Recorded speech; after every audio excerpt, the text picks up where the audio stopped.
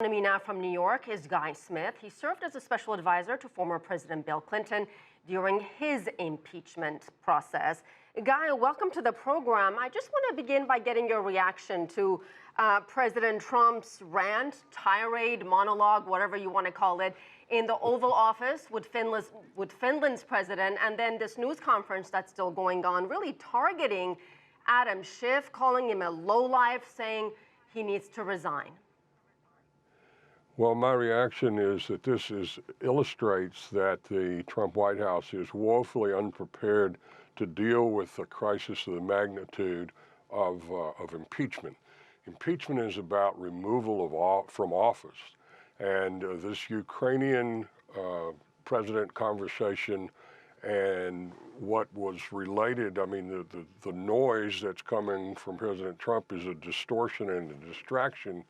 It's actually the White House that put out the transcript of the call, and in that call, he pushed the Ukrainian president for dirt and investigation on Joe Biden, who is likely his opponent in the next election.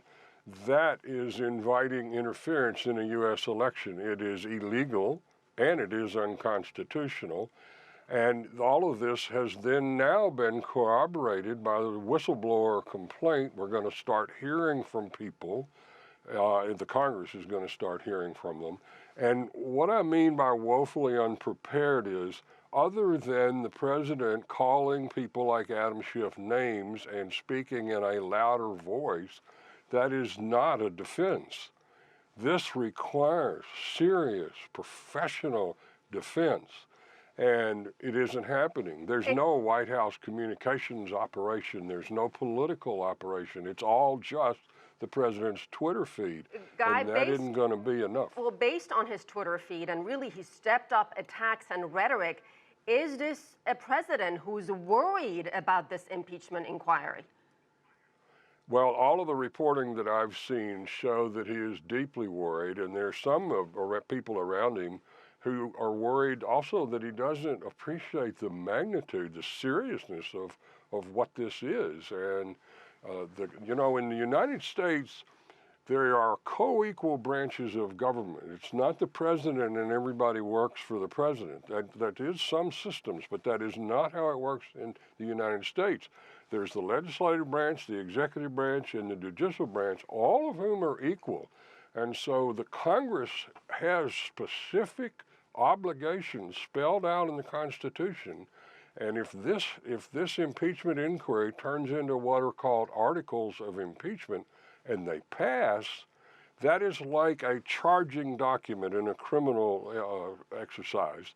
And then it goes to the United States Senate, where there's actually a trial, and the 100 senators become the jurors. Correct. And according to the Constitution, it takes 2/3 of those senators to convict and remove from office. Yeah, Guy, I just really want to focus on the latest developments we have. I totally understand you're an expert and you've been down this road before, but what do you make of the fact that Secretary of State Mike Pompeo admitted today that he was on that July 25th phone call between Trump and Ukraine's president, and we're short on time? Well, he knew that it was going to come out because the whistleblower mentions it, and there are other people who are on the call. Reporters are starting to learn about it.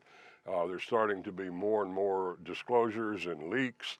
And as the president keeps calling the whistleblower a spy and calling him treason, that is actually emboldening more people in the government to go to the Congress and say what's really happening, and that's what caused Pompeo to suddenly admit that he was on this call. Guy Smith, we could talk about this all day long. Unfortunately, we've run out of time. Thank you so much.